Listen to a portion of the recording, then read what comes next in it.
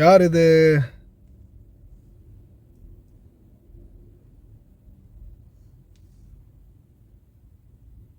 இவ்வளவு மகிழ்ச்சியோட முகத்தில் இவ்வளவு சிரிப்போடையும் மகிழ்ச்சியோடையும் யாரை பார்க்க வந்திருக்காங்க? யார் இவர்?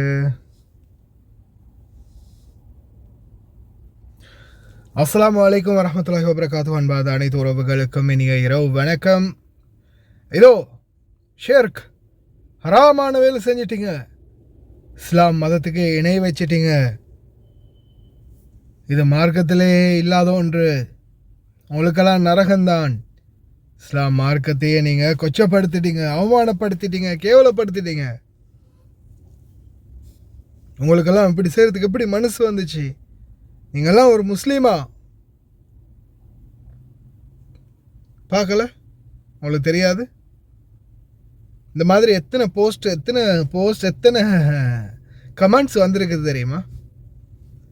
சில போஸ்ட்டுகளில் பார்க்கும்போது கமெண்ட், நீங்கள் அல்லாஹ் கிட்ட போங்க, உங்களுக்கு நரகம்தான், உங்களுக்கு நெருப்பு தான், நீங்கள்லாம் முஸ்லீம்களே இல்லை, நீங்கள்லாம் என்னடே அவங்க என்னடா பண்ணினாங்க? அடுத்தது கத்னோரு ஹாமதுரு. என்ன நீங்கள் கலகுடத்தை ஞானசார பொதுபல சேன மாதிரி நினச்சிக்கிட்டீங்களா? இல்லை அந்த ஒவ்வொரு தமிழர்களையும் வெட்டுவேன் குத்துவேன்னு தெரிகிற அந்த மாதிரி ஒரு ஆள்னு நினச்சிக்கிட்டீங்களா? இன்றைக்கு வரைக்கும் நீங்கள் பௌத்த மதத்தை பின்பற்றுங்க, பௌத்த மதம் தான் சிறந்த மதம், பௌத்த மதத்துக்கு வாங்க, பௌத்த மதத்தில் தான் எல்லாமே சிறந்தது, புத்த கடவுள் தான் இப்படிப்பட்டவர் அப்படிப்பட்டவர், எந்த ஒரு தேசனையுமே அவர் அப்படி பண்ணிடல தெரியுமா? கத்னோரு ஹாமதுரு அவர் இன்னைக்கு வரைக்கும் பண்ணின தேசனா எல்லாமே பார்த்தீங்கன்னா, உதாரணத்துக்கு அவர் ஒரு தேசனாவில் முக்கியமான ஒரு கருத்தை நான் சொல்கிறேன். நீங்கள் குழந்தைகளுக்கு உணவு உண்ண பழக்கும் போது பக்கத்து ஒரு பிடி எடுத்து பக்கத்தில் இருக்கிற நாய்க்கோ பூனைக்கோ காகத்துக்கோ கொடுத்து அந்த உணவை உண்ண பழக்குங்க. மிகவும் சிறந்த ஒரு உதாரணம் அவர் எடுத்து காட்டினதில் மிகவும் சிறந்த ஒரு கருத்தாக நான் அதை எதிர்பார்க்குறேன். என்ன காரணம்னா, பிறருக்கு கொடுத்து உண்ணும் பழக்கத்தை சிறு வயதிலேயே உங்கள் குழந்தைகளுக்கு நீங்கள் ஏற்படுத்துங்க.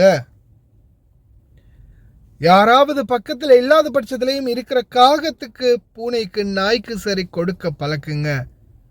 அது அந்த பழக்கம்தான் காலம் தோறும் அவங்களுடைய வாழ்நாள் பூரா இன்னொருவருக்கு உதவி செய்யணும், தனியே தானே தின்னு தனியே தானே தனக்கே சேர்த்து கொள்ளக்கூடாது அப்படின்ற ஒரு உன்னதமான மனதை குழந்தைகளுக்கு சின்ன வயதிலிருந்தே அவங்களுக்கு அந்த பழக்க வழக்கத்தை கற்றுக்கொடுங்க அப்படின்ற ஒரு தேசனா இருக்கு அவருடைய தேசனா எல்லாமே பார்த்தீங்கன்னா, அவர் போதிக்கிற போதனைகள் எல்லாமே பார்த்தீங்கன்னா மக்களுக்கு நல்வழிகளில் மக்கள் பயணிக்கிறதுக்காக சொல்லக்கூடிய கருத்துக்கள். முஹம்மது ரசூலுல்லாஹி ஸல்லல்லாஹு அலைஹி வஸல்லம் நபி அவர்களாக இருக்கலாம், அது அவருக்கு முன்னாடி நபிமார்களாக இருக்கலாம், இறை தூதர்களில் சஹாபாக்களாக இருந்தவர்களாக இருக்கலாம்.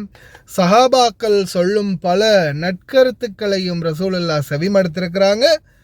பிற மதத்தவர்கள் பிற மக்கள் சொல்லக்கூடிய கருத்துக்களையும் அவர் செவிமடுத்திருக்கிறாரு. சிலதை ஏற்றிருக்கிறாரு, சிலதை தடுத்திருக்கிறாரு, சிலது போதனை பண்ணியிருக்கிறாரு. நற்சொல் யாரிடம் இருந்து வந்தாலும் அது நற்சொல் தான். சுத்தமான தண்ணீர் ஒரு கோப்பையில், ஒரு சில்வர் கோப்பையில் வந்தாலும் சரிதான், ஒரு தேங்காயுடைய சிரட்டையில் வந்தாலும் சரிதான், ஒரு கையில் பிடியில் வந்தாலும் சரிதான், தங்க கிண்ணத்தில் வந்தாலும் சரிதான், சுத்தமான நீர் தான். அதே போல் ஒரு அசுத்தமானது அது தங்க கிண்ணத்தில் இருந்தாலும் சரி, அதே ஒரு தாளில் மடித்து கொடுத்தாலும் சரி, சுத்தம் தான், அசுத்தம் தான். நட்போதனை தான். அதே போல் தீய போதனைகள் தான். இப்போ இதே புத்பலசேனா என்ன செஞ்சார் உங்களுக்கே தெரியும். கலகுடத்தை ஞானசார ஆமதுருவன்னு சொல்கிறதுக்கு தகுதி இல்லாதாக்கள், அது நான் சிங்கள மக்கள்கிட்டே நான் சொல்லியிருக்கிறேன். எனக்கு சிங்கள வீடியோவிலே நான் மென்ஷன் பண்ணியிருக்கேன். ஹாமதுன்னு சொல்கிறதுக்கு அவருக்கு எந்த ஒரு தகுதியும் இல்லை, எந்த ஒரு அருகதையும் இல்லை. ஏன்னா அவர் எந்த ஒரு நட்போதனைகளையும் செய்யலை. மக்களிடத்தில் குழப்பத்தை உண்டு பண்ணி மக்களிடத்தில் அமைதியின்மையை ஏற்படுத்துறது தான் அவருடைய முழு மனதான நோக்கமாக இருந்துச்சு. ஆனால் இந்த கத்னோரு ஹாமதுரு பார்த்தீங்கன்னா தொடர்ந்துமே நட்போதனைகள், அவருடைய வாயிலிருந்து வரக்கூடிய சொற்கள் அனைத்துமே நல்ல போதனைகளை முன்னுதாரணம் காட்டித்தான் இருக்குது. அவர் சொல்லலை நீங்கள் என்னுடைய பனையை கேளுங்க, நான் சொல்லக்கூடிய போதனைகளை கேளுங்க, புத்த மதத்துக்கு வாங்க, புத்தரை கும்பிடுங்க. நீங்கள் அடுத்தது இன்னொரு முக்கியமான விடயம், அவர் சொன்னது போதனைகள் தான். இப்போ பூஜை புனஸ்காரம், அதே மாதிரி ஒவ்வொருவருடைய நம்பிக்கை, இப்போ ஒவ்வொரு மதத்துலேயும் ஒவ்வொரு நம்பிக்கைகள் இருக்குது. தேங்காய் உடைக்கிறதுல இருந்து விளக்கேற்றுறதுல இருந்து சாமி கும்புறது வரைக்கும் எல்லாமே ஒவ்வொருத்தருடைய மதத்தில் இருக்கக்கூடிய அவர்களுடைய நம்பிக்கை.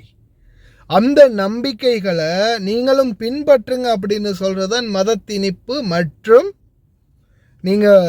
நீங்கள் நம்பக்கூடிய இறைவனுக்கு இணை வைக்கக்கூடிய செயல்.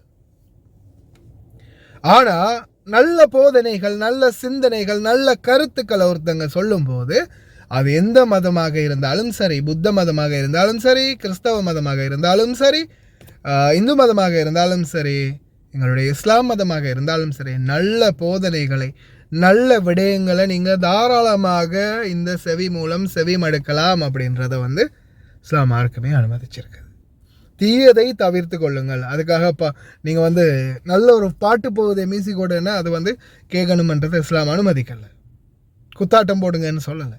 ஆனால் நல்ல விடயங்கள், நல்ல கருத்துக்கள், நல்ல உபதேசங்களை யார் சொன்னாலும் அதை செவி மாடுங்க, அதை கேளுங்க, அவ்வளவுதான். மற்றும்படி அவர் கத்னோரு ஹாமதுரு புத்தரை வணங்குங்க, பூ கொண்டு வைங்க, பூஜை பண்ணுங்க, சந்தனம் பற்ற வைங்க, அப்படி பண்ணுங்க இப்படி பண்ணுங்கன்னு அவர் வேறு எதுவும் அவருடைய மார்க்கத்தை பற்றி அந்த இடத்துல அவர் எந்த ஒரு இடத்துலையுமே மென்ஷன் பண்ணலை. அதாவது புத்தருடைய போதனைகளில் என்னென்ன போதனைகள் மக்களை நல்வழிப்படுத்த முடியுமோ அந்த போதனைகளை அவர் போதிச்சிருக்கிறார். அந்த போதனைகளை மக்களுக்கு எடுத்து வைக்கக்கூடிய ஒரு உன்னதமான ஒரு சேவையை செஞ்சுட்டு போகிறார் அப்படின்னு சொல்லலாம் கத்னோரு ஹாமதுரு. அவருடைய போதனைகளை அனைத்தின மக்களும், சிங்கள மொழி தெரிந்த அனைவரும் செவிமடுக்கலாம். அவருடைய போதனைகளில் நல்ல விடயங்கள் பல இருக்குது. மனிதருக்கு நல் வழியை எடுத்துக்காட்டும் ஒரு மனிதர்ன்றதில் எந்த ஒரு மாற்று கருத்தும் இல்லை. அதனால் நீங்களும் கேட்குறதுல எந்த பிரச்சனையும் இல்லை. அவரோட நேரடியாக போகிறோம், நம்ம கை கொடுக்குறோம், அவரை சந்திக்கிறோம், அவருக்கு நாங்கள் வாழ்த்துக்களை தெரிவிக்கிறோம், எந்த ஒரு பிரச்சனையும் இல்லை. அவர் செய்யக்கூடிய நற்செயலுக்கு அவருடைய வாழ்த்துக்களோ இல்லை அவரோட நாம வாழ்த்து பாடுறதோ இல்லை அவர் நம்மளுக்கு வாழ்த்துறதுலையோ எந்த ஒரு குறைபாடும் வந்துட போகிறது இல்லை. சிலர் எந்த இடத்துல எதை திணிக்கலாம், எந்த இடத்துல எதை குழப்பலாம்னு குழப்பவாதிகள் எனி டைம் இருந்துக்கிட்டே இருப்பாங்க. அவங்களுடைய கருத்துக்கு பின்னால் போனோம், நாம ஃப்ளாட் ஆகிரும். அதெல்லாம் சிந்தித்து செயல்படுங்க. எல்லா விடயங்களையும் கொஞ்சம் கண்ணை திறந்து பாருங்கள். நம்ம கண்ணை மூடினா இருட்டிடுச்சு அப்படின்னு நினைக்கக்கூடாது. உலகமே இருண்டால்தான் நமக்கும் இருட்டும்.